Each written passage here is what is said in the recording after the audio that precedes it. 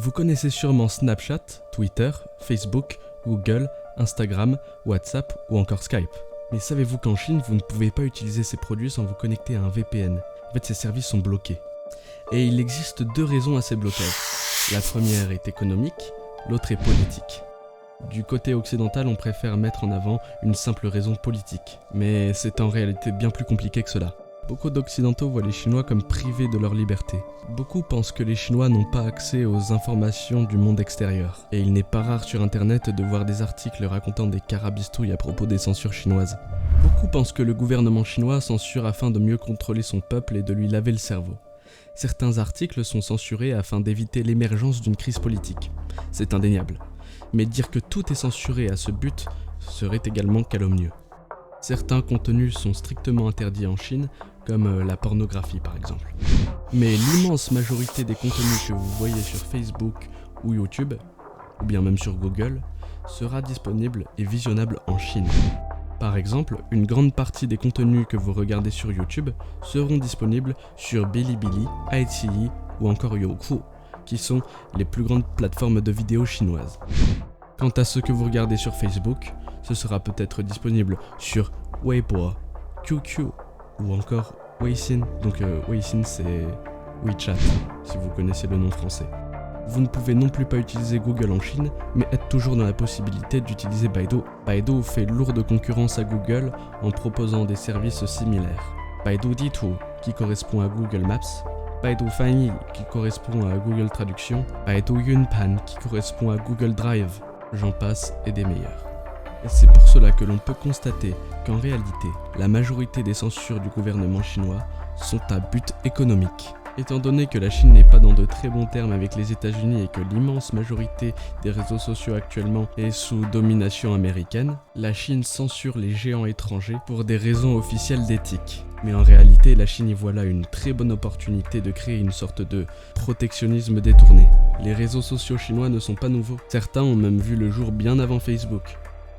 Dans cette vidéo, je vais donc vous présenter les principaux réseaux sociaux chinois, leurs qualités, leurs inconvénients, mais aussi leur implantation à l'étranger. Parce que même si vous ne le savez pas, vous utilisez peut-être actuellement un réseau social chinois.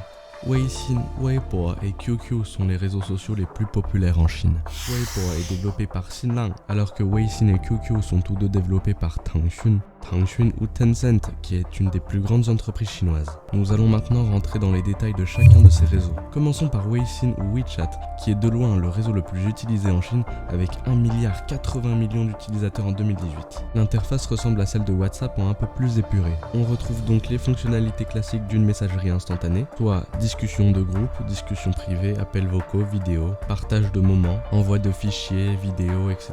Mais l'on y retrouve aussi un grand nombre de fonctionnalités qui ne sont pas disponibles sur les applications étrangères, telles que pouvoir créer ses propres GIFs, partager et envoyer sa position GPS, traduire les messages envoyés, réservation de trains, restaurants, avions, etc.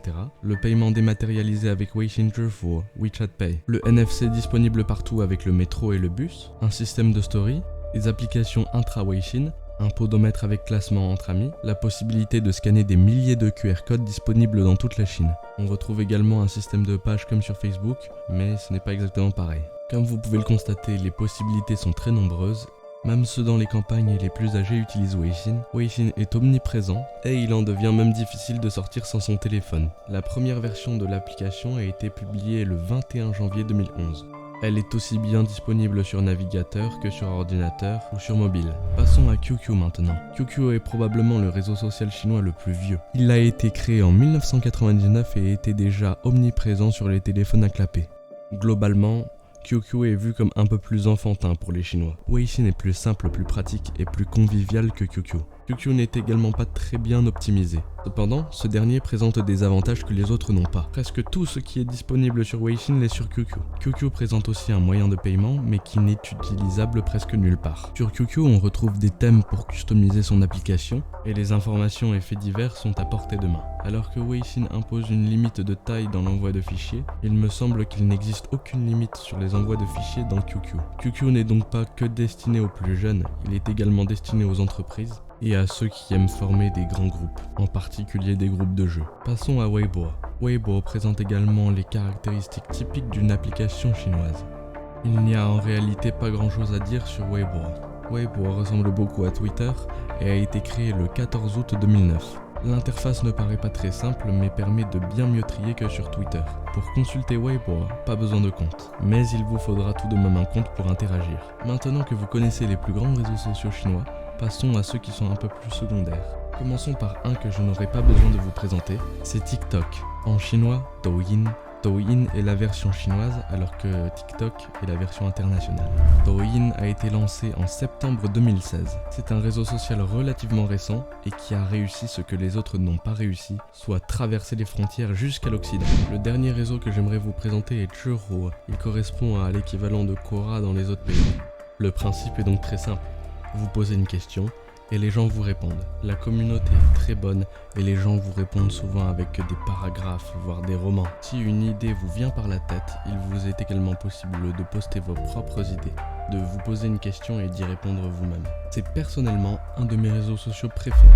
Passons aux inconvénients de ces réseaux. Premièrement, dans toutes les applications chinoises, il est souvent nécessaire de faire une vérification d'identité afin d'accéder à la totalité des fonctionnalités disponibles. Cette vérification se fait dans le meilleur des cas par un numéro de téléphone, mais peut se faire aussi par une carte d'identité ou une carte bancaire, voire les deux en même temps. La plupart des applications acceptent les passeports étrangers. Seulement quand c'est une vérification par carte bancaire, il est souvent nécessaire d'être en possession d'une carte bancaire chinoise. Donc pas de grand problème en soi pour les citoyens chinois, mais c'est un peu plus compliqué pour les étrangers.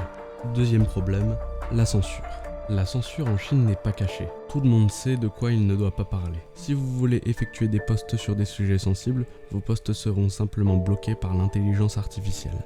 La censure est certes importante, mais pas aussi importante que vous pouvez le penser. Nous avons donc un peu fait le tour des réseaux sociaux chinois. Si vous avez d'autres questions, n'hésitez pas à les poster en commentaire, j'y répondrai. Si vous avez d'autres idées de vidéos concernant la Chine, n'hésitez pas à me le faire savoir également. Et si vous êtes très sympathique, vous pouvez toujours faire sonner la petite cloche et mettre un petit like pour me soutenir. Bye bye!